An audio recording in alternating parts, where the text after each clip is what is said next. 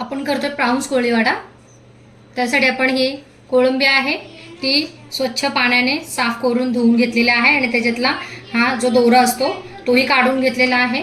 त्याच्यानंतर 3 हिरव्या मिरच्या, थोडासा कढीपत्ता, लसूण बघताय तुम्ही 9 ते 10 पाकळ्या, त्याच्यानंतर कोथिंबीर, आलं, लिंबू, लाल तिखट आणि रवा।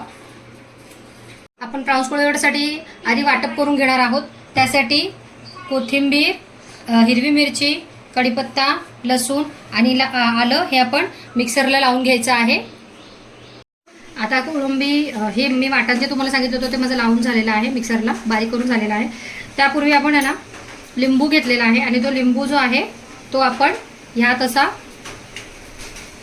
मिक्स करून घेऊया।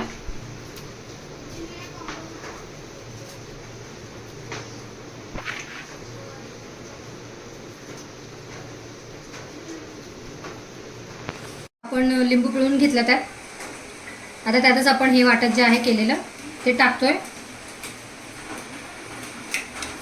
हा जो लसूण आहे तुम्ही खूप छान क्रश करून घेतलाय, त्याची पण चव प्राऊन्स कोळीवाड्यामध्ये भरपूर छान येते। तुम्ही नक्की ट्राय करून बघा। तो पण आपण ॲड करतोय। त्यानंतर कोथिंबीर, ती पण आपण ॲड करतोय, कोथिंबीर पण ॲड करतोय।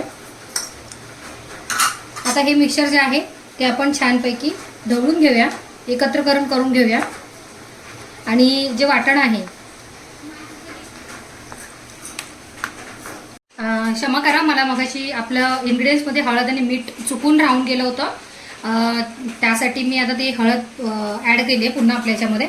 तर आपण त्याच्यामध्ये हळद ॲड करतोय आणि चवीनुसार थोडंसं मीठ आपण ॲड करायचं आता, जेणेकरून त्याची चव छान लागेल।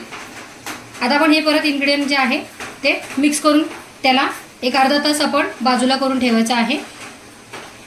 आपण प्राऊन्स कोळीवाड्याची जी दुसरी सेकंड स्टेप आहे ती करतोय।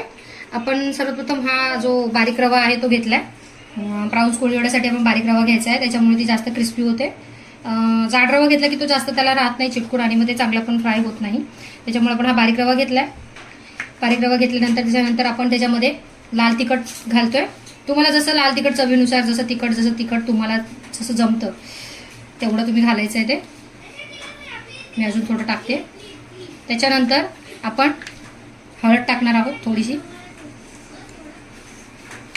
त्याच्यानंतर आपण चवीनुसार, आपण ऑलरेडी प्राऊन्समध्ये मीठ टाकलेलं आहे, तर आपण याच्यामध्ये सुद्धा मीठ टाकणार आहोत।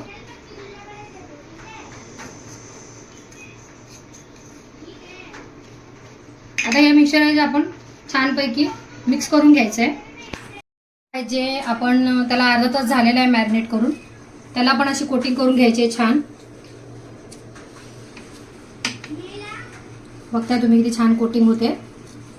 ही कोटिंग झाल्यानंतर असंच आपण सगळे प्राऊन्स कोट करून घेऊया। त्यामध्ये छान असं कोट करून घेतलेलं आहे आणि मी इथे तवा तापत ठेवलाय आणि त्याच्यामध्ये तेल गरम केलेलं आहे ऑलरेडी। आता हे आपण फ्राय करूया। हे छान कुरकुरीत फ्राय होईपर्यंत आपण त्याला फ्राय करायचं आहे।